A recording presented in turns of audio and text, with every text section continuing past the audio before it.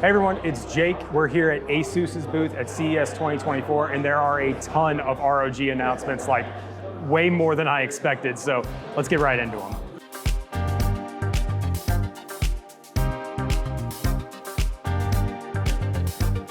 All right, so first off, we have the redesigned Zephyrus G14. Now, the G14 is one of my favorite laptops. I love the portable form factor, but Asus is making it even better. So now we have a fully aluminum body.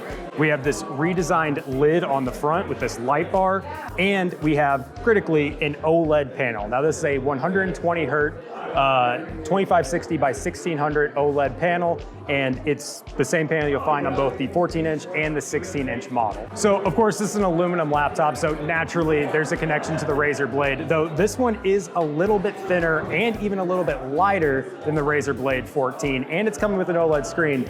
Razer doesn't have an OLED screen on its 14-inch model. Also in the same blade vein is this larger trackpad. Now stretches out a little bit further across the bottom of the body, and it extends all the way up to the keyboard, so you have plenty of space to move around. Under the hood, we have AMD's new 8040 CPUs up to a Ryzen 9, and actually a lower GPU spec. See, last year, Asus offered this with up to an RTX 4090.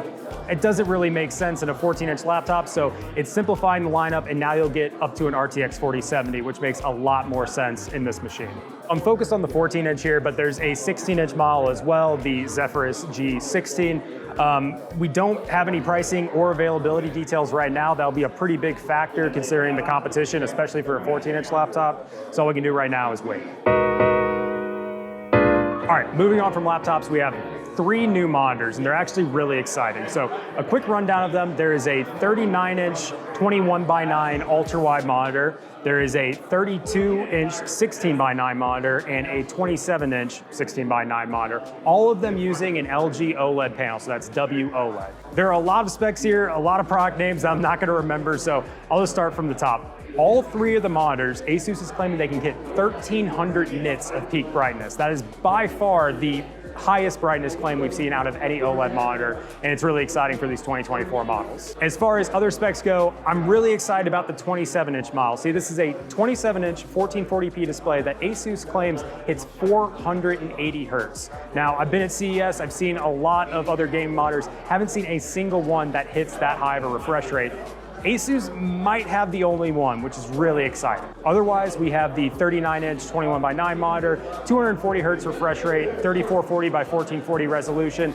It's kind of the same ultra-wide monitor we've seen, just a little bit bigger at 39 inches. Finally, we have the 32-inch model, 16:9, 4K, and it's using the interesting dual refresh rate feature that we've seen from LG this year. So 4K, 240 hertz at its native mode, but there is another refresh rate mode that you can switch to with a single button that switches it to 1080p at 480 hertz. So to recap, 32-inch 4K at 240 hertz, 27-inch 1440p at 480 hertz, and a 39-inch ultra-wide also at 240 hertz. So as I mentioned, these are all using LG WOLED panels. It'll be really interesting to see how they compare to Samsung's QD OLED panels, especially considering Asus is claiming 1300 nits of peak brightness.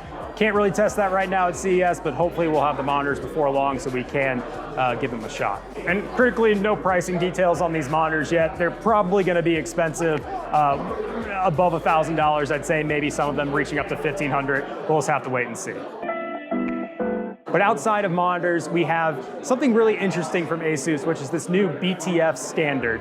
Now, I just want to touch on this for a minute, but it's basically a way to clean up your cables inside of a PC build.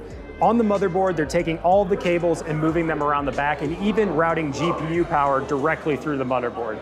Basically, it means in the front of your case, you will see no cables. Now, the big deal here is that Asus is working with a bunch of different case brands, including Lee, Asa, some of the bigger ones. I don't have a full list right now, but they're working with these case manufacturers to make sure that they support this new motherboard design, so hopefully you'll be able to build the PC you want and actually have this true cableless solution. So that's about all we have right now for ROG here at CES 2024.